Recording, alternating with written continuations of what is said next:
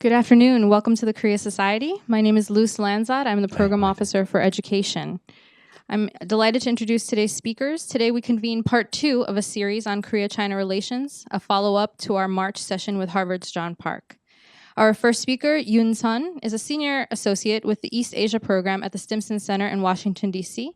Prior to that, Sun spent 3 years at the Brookings Institution as a visiting fellow where she focused on Chinese national security decision-making processes and China-Africa relations. Isaac Stone-Fish is a senior fellow at the Korea Society and currently on sabbatical from his position as Asia editor at Foreign Policy magazine. Formerly a Beijing correspondent for Newsweek, he spent 7 years living in China and has had his articles published in the New York Times, Washington Post, and Los Angeles Times, to name a few. Our moderator, Thomas J. Byrne, joined the Korea Society as president in August 2015. Previously, he worked with Moody's Investor Services in Singapore, where he assessed the credit fundamentals of China and Korea. President Byrne teaches currently as an adjunct professor at Columbia University and Georgetown University. Please give them a warm welcome. Well, thank you all for coming. This was, I think I seized the opportunity here, and given that China-Korea relations are, I think, in a state of some degree of tension. And so I knew Isaac is in New York now, and Yoon is an old friend. We worked together, or our work intersected, rather, when she was at the Mansfield Foundation years ago in D.C. So a lot's going on in Northeast Asia. Korea had an unusual election that was a result of an impeachment process. And now President Moon Jae-in is indeed president. I heard that Moon Jae-in had a telephone conversation with President Xi Jinping very recently, maybe in the past 24 hours. I don't know if the transcript was published or the contents were published, but maybe I could start with Isaac and then go to you. And what do you think that they talked about? What do you think that Xi Jinping said to President Moon? And what would President Xi Jinping like to hear from President Moon? Thanks, Tom. Thanks for having me here. So New York Times and Xinhua and a couple of other news sources put out some reporting on the phone call. And besides pro forma notes about Moon being excited about One Belt, One Road, this big new trade initiative that China's launching, they talked about how both sides agree about the denuclearization of the Korean Peninsula. And whenever they say it, China never says the denuclearization of North Korea. They always say denuclearization of the Korean Peninsula because they're not comfortable with the United States nuclear umbrella, and they want that idea to be normalized. So it's not, okay, we're going to push North Korea and have it be all about North Korea, but it's also about U.S. military posture in the region. The other thing that she said, which caught my eye in the New York Times, was some sort of phrasing about how she had followed with great interest Moon's unusual career. And though they've never met before, she has heard a lot about Moon. And, you know, in Chinese Diplo speak, that sounded like a very veiled swipe. Oh, you're a human rights lawyer, and now you're president. How very interesting seemed to be the message that he was very delicately trying to convey. Okay. Interesting. So some of the content was published. What do you think that? Well, you could either elaborate on that, Ewan, or take it to the next step. What expectations do you think President Xi has of President Moon, at least in the initial part of his tenure as president? Based on the content that we have seen on the Chinese reports about the conversation and about how the Chinese government calibrates its relationship with the new president in South Korea, the key concern of China is very much focused on THAAD. And what will be the President Moon Jae-in's government's policy on THAAD? Will the decision be revoked, which seems increasingly unlikely these days? but will the technical aspect of the SAD system be moderated or be adjusted according to the negotiation or according to the concerns of the Chinese are expressing to South Korea? The conversation, at least from the Chinese side, the phone conversation Xi and President Moon had, the Chinese side was very much focused on the key concerns and the legitimate security concerns that China and South Korea have about the bilateral relations. So the emphasis on the key concerns is clearly targeted at that. So I think at this current moment, the Chinese expectation is for President Moon to have an acceptable answer or acceptable way out on the issue of SAD for China.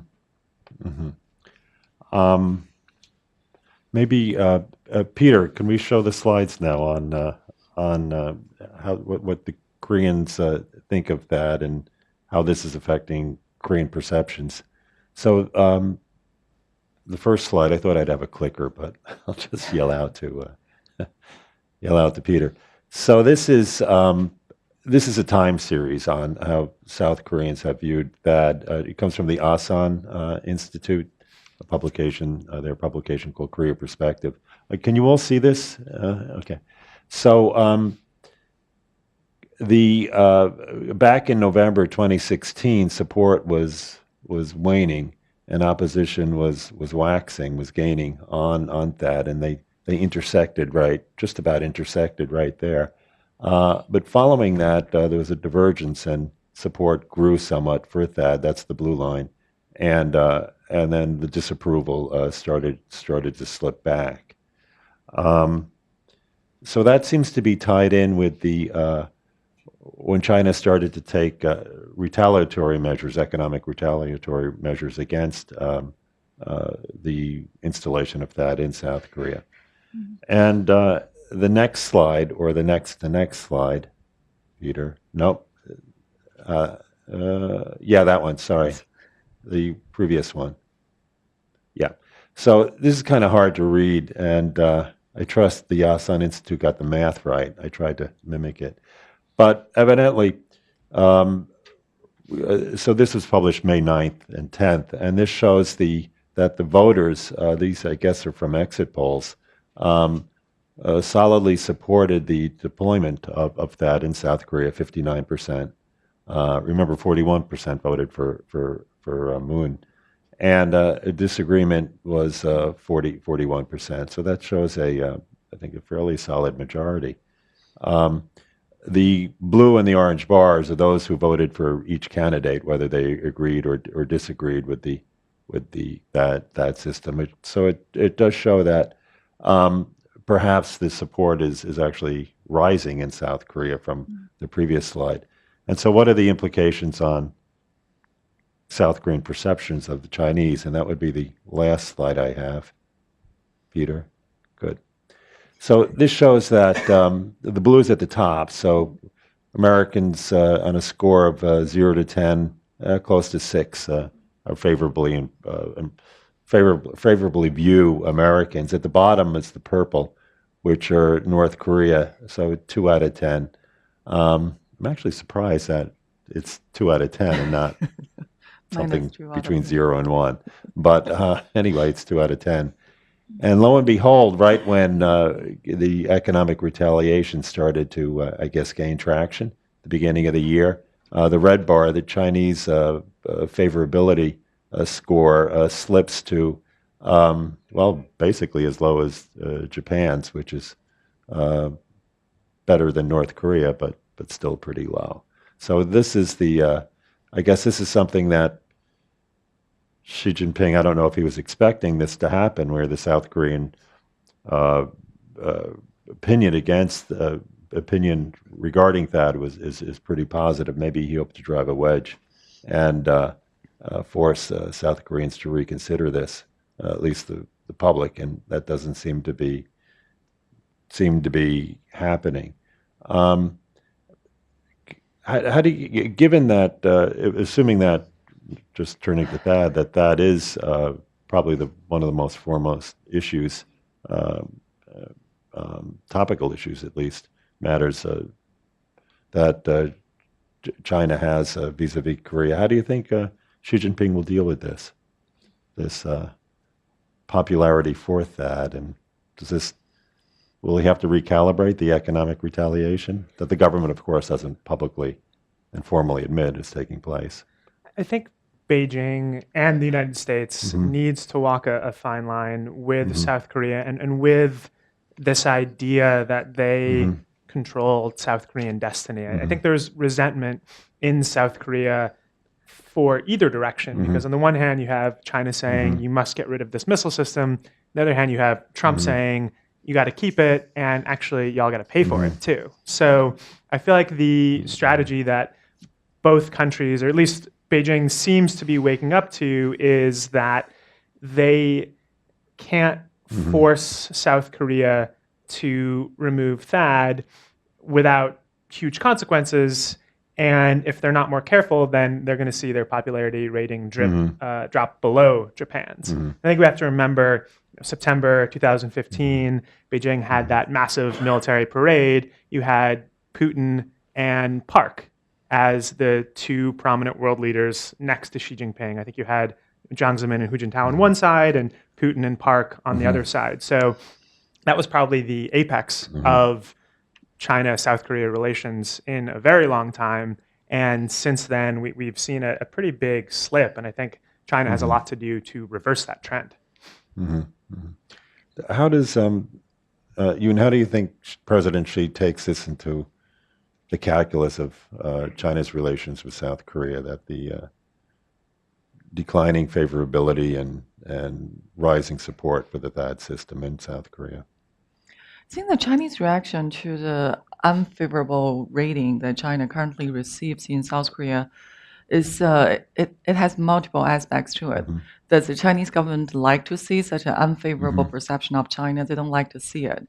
But when they compare the scenarios of them just accepting THAAD and now to put up a fight and just try to deal with the consequences that THAAD will impose on the Chinese national security, they feel that this relationship, the unfavorable perception of China by the South Korean people can be managed or improved in the future.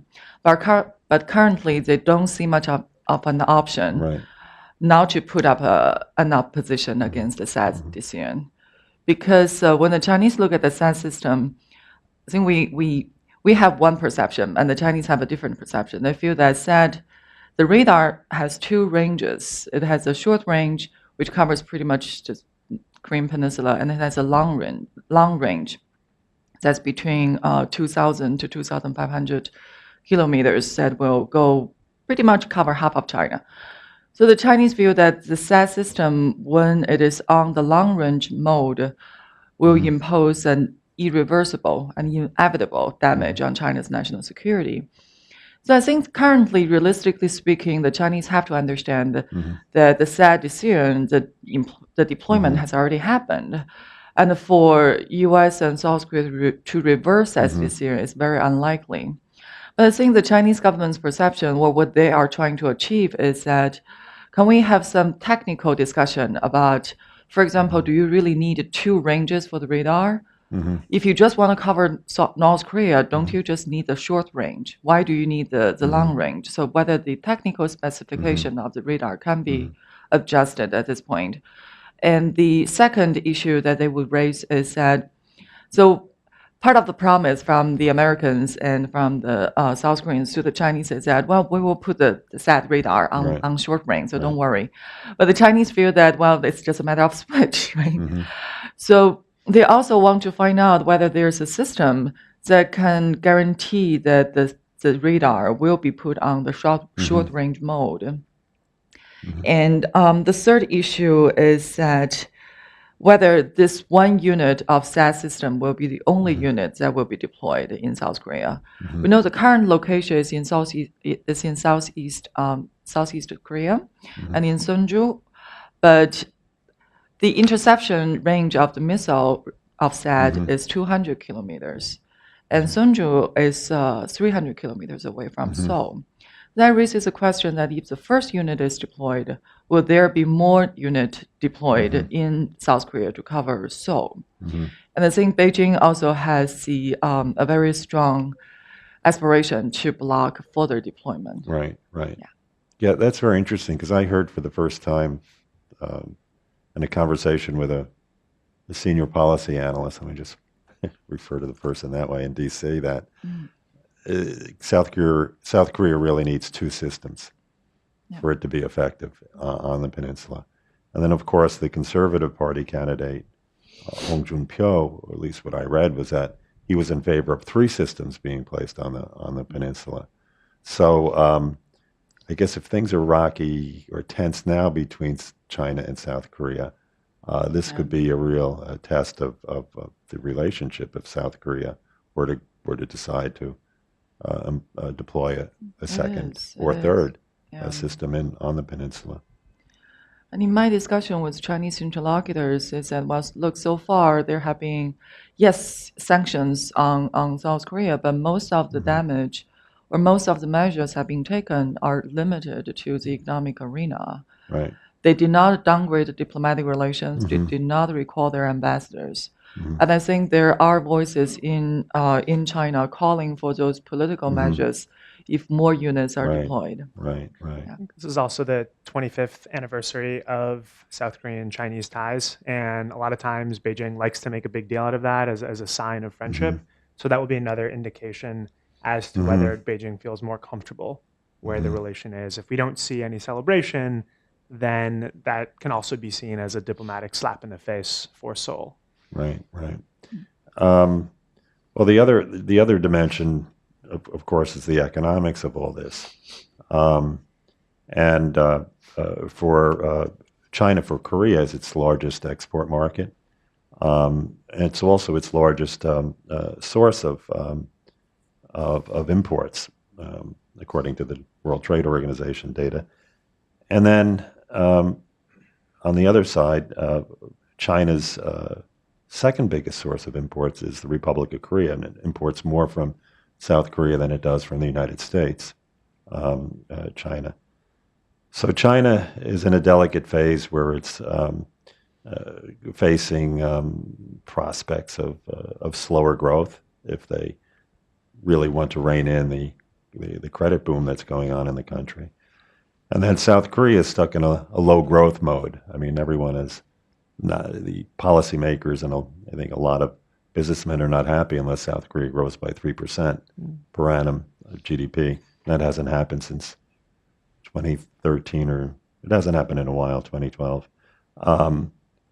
So this will be something they'll have to manage, the economic relationship, the fallout on the economic relationship. All right. Do you have any thoughts on what would be the primacy over the near term, politics versus economics? Just a point on that, Trump has this bizarre idea about rectifying trade imbalances. And a lot of it comes from his economist, Peter Navarro, who really sees trade imbalances as injustice number one on the economic sphere. And right now, that idea hasn't traveled outside of the United States, but a lot of times there are major political and economic ideas generated in the White House that other countries start having with their foreign relations. So Trump has already complained about that with South Korea, with the trade imbalance with South Korea. And it'll be curious to see if that's a problem with South Korea's trade with other nations, or even if China were to pick up this, again, very bizarre economic idea that trade imbalances are really damaging to a country's international economics. Right. Well, at least we know that from the early days of China's Belt and Road Initiative, Xi Jinping's aspiration is to include South Korea as a pivotal state for the Belt and Road Initiative in Northeast Asia. And that campaign has been put on hold since the sad deployment decision was made in regarding not South Korea, not regarding the Belt and Road Initiative. So starting from 2016, you don't hear much from the Chinese government or the Chinese officials about, well, we need to enhance our economic cooperation with South Korea. So I would say that China's position currently is that politics first, then economics can follow, but without a proper proper, in the Chinese sense, quote, quote, solution to the sad concern that China has, that further economic deals or economic cooperation is unlikely at this stage. Interesting. Yeah, I didn't hear that. Of course, South Korea is one of the original members of the Asia Infrastructure and Investment Bank, right? It was, and that decision was applauded by the Chinese. But all the things that former President Park did to improve relations with China, in the end, only exacerbated the Chinese sense of agony and sense of loss of faith when she eventually decided to deploy THAAD. And the strong reaction from China was partially due to that perception. And we had a very good relationship with President Park. She joined AIIB. She participated in the military parade of September 3rd of 2015. And suddenly there's this 180-degree change of position. And regardless of how China made the effort to convince South Korea on the issue of THAAD, President Park just made the decision and went for it. Right. And that made Xi Jinping lose faith. And faith is very important for a leader like Xi. Right. Yeah. But isn't it somewhat illogical for the Chinese to oppose THAAD in the sense that they both recognize that North Korea's ballistic missile and nuclear weapons program is destabilizing for the region?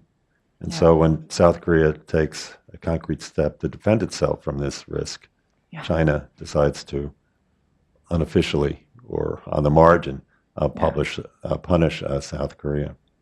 It's hard to know how aware the Chinese are of the actual reasons that South Korea deploys THAAD and that Japan has strengthened its military and the U.S. has had a more aggressive military posture in Asia, arguably over the last couple of years.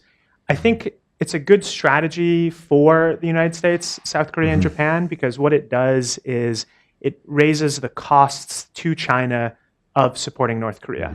Because all of the increased troop posture, THAAD, what Japan is doing, can be used to counter North Korea, and it can be used to counter China. And it's basically sending a message to China that if you keep enabling North Korean behavior, this is a really great excuse for us to be more aggressive in the region than you would like.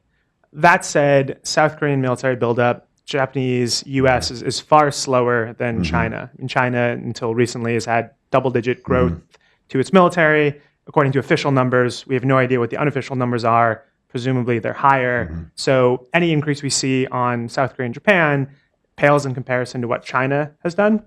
That said, this is a great fig leaf for the other countries in the region to be more comfortable with their military presence vis-a-vis China's. Right. That's a legitimate question, and the question has been repeatedly posed to the Chinese that South Korea is deploying the THAAD system because of North Korea's provocation, not because we want to target China. And the Chinese reaction, I think on one hand, the Chinese do acknowledge that they made a pretty large mistake right after the North Korea forced nuclear test at the beginning of 2016. So President Xi Jinping waited for a whole month before got on the phone with President Park. So that was unexpected for the South Koreans, and that currently, basically after that incident, the Chinese are doing their retrospection, and they do acknowledge that, we should have taken into consideration the domestic political need of President Park and handle that issue better. But coming back to the issue of THAAD, the Chinese question is not whether South Korea can enhance its national security deployment vis-a-vis North Korea. The question is, does it have to be the THAAD system? Is there no other alternative to the THAAD system? So one issue that the Chinese raised with both South Koreans and Americans and here in Washington, D.C. is that if you need the radar, the Green Pine system of Israel could achieve the same effect in terms of the short-range radar detection. So if you are talking about the interception capability of the THAAD system, apparently the THAAD system deployed in Sunju does not even cover Seoul. So for the Chinese, it cannot help just put all the factors together and feel that THAAD somehow is about China. So then their question is, well, if SAD is deployed at least partially against China, maybe not currently, but in the future, then China has to do something about it. Well, we'll see if Moon Jae-in changes his mind and requests another battery. That'll really stir things up, I guess. Just in closing on the economics, so the two most recent North Korea nuclear tests, which I think prompted former President Park to agree to have this installed in Korea. That's the recent things that took place, and then China's retaliation, at least against the Lotte Company, K-pop, and performers in the Lotte Company's retail stores and convenience stores in China, and measures against Korean entertainment industry performing in China. And then I also think Chinese financial institutions are no longer participating in the markets in Seoul. However, this has not had any effect on, and neither have North Korean provocations on the markets in Seoul, because the markets, COPSI, I think, reached a record high at the end of April.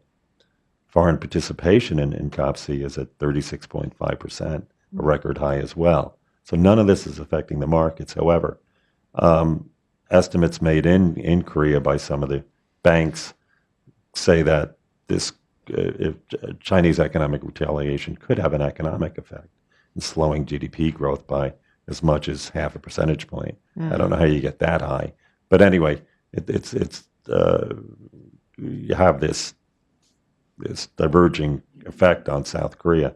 Nothing on the markets, perhaps, but perhaps something on the real economy. With that, I wanted to turn to the UN sanctions. So, this is a difficult question, but what can we expect from China?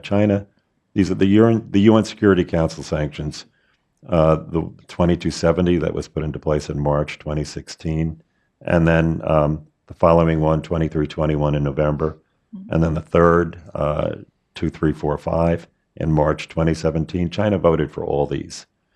And for the first time, North Korea is facing comprehensive and I think tough sanctions, similar to the ones that Iran faced for many years before it went to the negotiating table with the P5+1. What is China's position on sanctions? Will it abide by these sanctions? Will China stop future imports of anthracite coal, for example, for the rest of this year, and maybe not try to offset that with imports of other goods or metals to give the North Korean government a bit of a lifeline?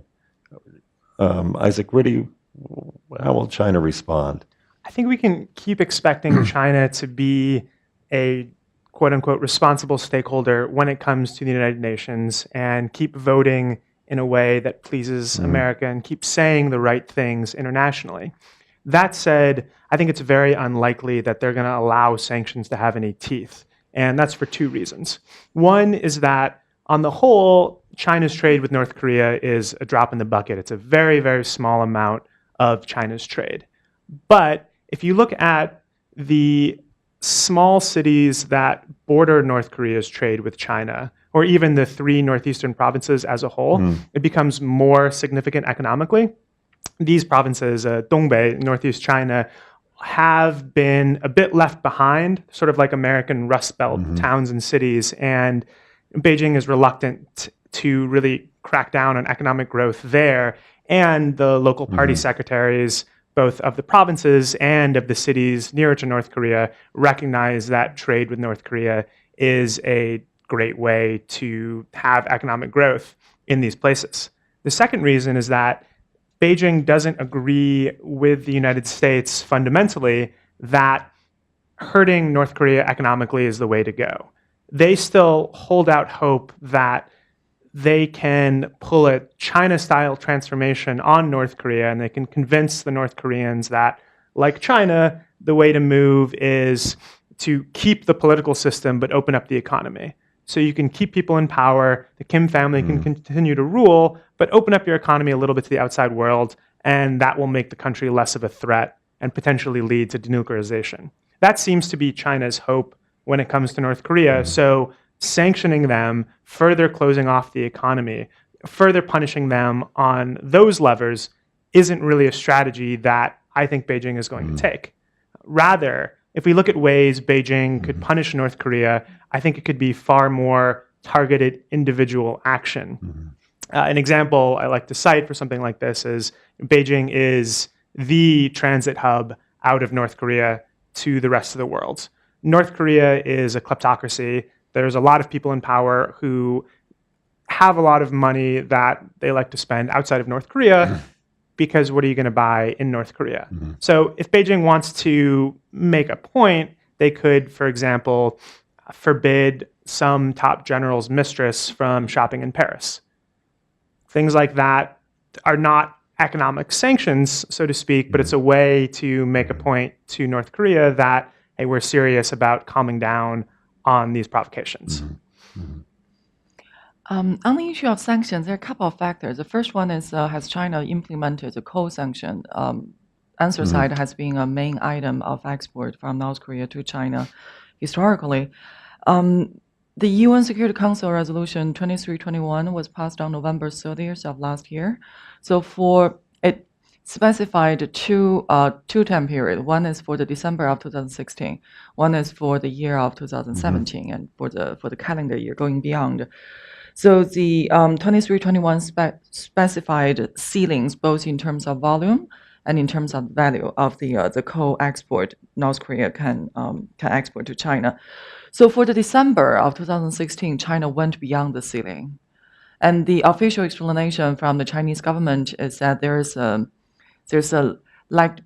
time lag between when China supported the sanction resolution to when the Chinese customs on the local level stopped receiving North Korean coal. But that's the Chinese official explanation. But looking at the data of the custom data from 2017, China imported coal from North Korea in January and February of this year. It did not import anything in March. China announced the suspension of import of North Korean coal on February 18th of this year. So by that date, China's the total volume of the Chinese import of anthracite from North Korea is at the 35% of the UN that stipulated ceiling. And in terms of the value, China was at the 55% of the ceiling. So China announced that it will suspend the coal import from North Korea. I think China will implement it because there's an issue of credibility. And with a close scrutiny, with a satellite looking at the Chinese activities at the Chinese port, it's very difficult to avoid being found out, being caught. However, at the same time, if you look at the trade data from the first quarter of this year, conversely, interestingly, the Chinese trade with North Korea, the Chinese import from North Korea, experienced a pretty large increase for the same period of time when China was reducing its anthracite import from North Korea, and most of that increase came from seafood and from other items that are not under the UN sanctions. So I think the Chinese are still keeping their trade open with North Korea, just not the items that are under the UN sanction. Another loophole, as we call it, in China's relationship with North Korea is what the Chinese call the humanitarian needs of North Korean people. So a lot of aid items such as fuel and the food supply are regarded as the humanitarian category, and those in the Chinese perspective should not and will not be affected by the UN sanction resolution. And that's actually the key question that we ask the Chinese today, that you are saying that you are serious about North Korea sanction. So are you cutting off the fuel? Are you cutting off your oil supply to North Korea? And that's an indicator that people usually look for. Another issue that's under UN sanction resolution, but I think the Chinese also have had an ambivalent attitude, is the North Korean bank accounts. through the Chinese financial institutions. That's where the proposal came out that Chinese financial institutions should be put under secondary sanction, like the case of the Iran nuclear deal, when U.S. government put Geun-hye Zhenrong and the Chinese bank of Kunlun under sanction for their financial transactions with the Iranian government. But the case of North Korea is more implicit. Because some of these bank accounts owned by the North Korean government or individuals or entities, they're not under the North Korean names or under the North Korean entities. So they are either held jointly with Chinese nationals or they're completely held by under the names of Chinese nationals.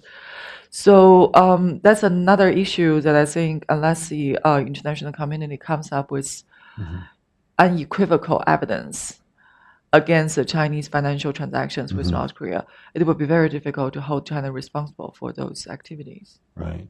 Well, the U.S. in the case of China did put a secondary sanction, the Treasury and the Justice Department, on a company in Dandong, right, the Hongxiang Industrial Development Corporation. It's a small company, but it had Chinese involvement. And what I read, China actually had detained the president of the company. Yeah. Okay.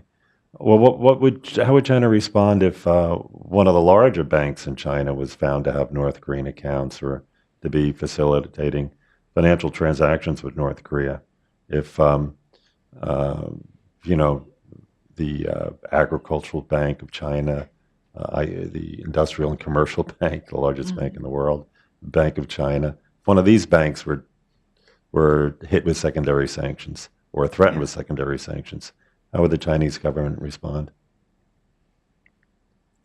That would probably be a pretty big area in U.S.-China relations. I imagine it depends how accurate the accusation is. If it turns out that one of these major Chinese banks is actually doing something that is contra to sanctions, then I think you could see a lot of complaints, but also then quiet push towards the bank to have them stop enabling North Korea, to have them stop going against sanctions. Whereas I think if the U.S. is not exactly right with its accusations, then I think this could be a pretty big sticking point between the two countries. Right.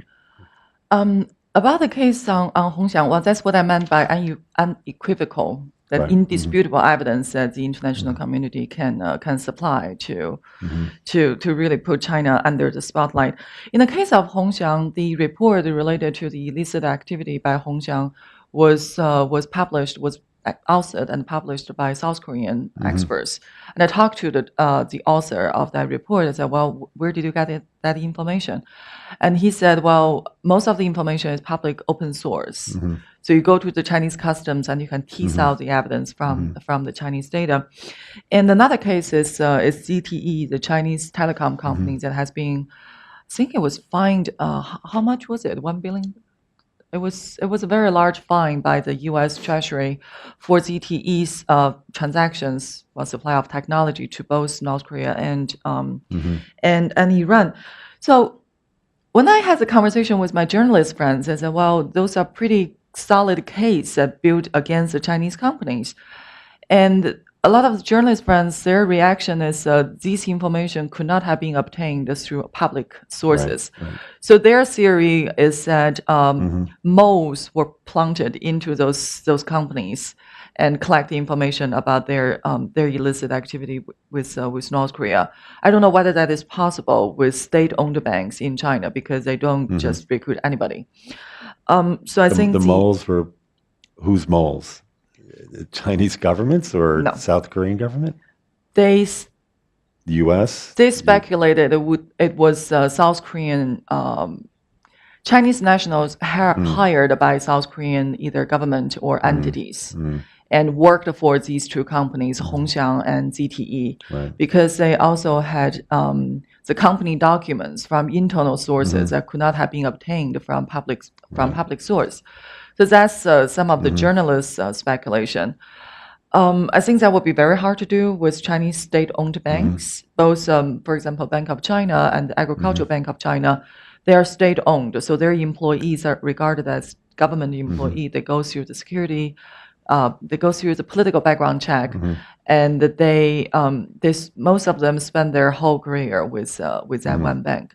So it'd be very difficult to get that information. But if that information is indeed obtained to link Chinese state-owned banks to North Korean financial transactions, I think that will put Chinese government at a very difficult position. Right.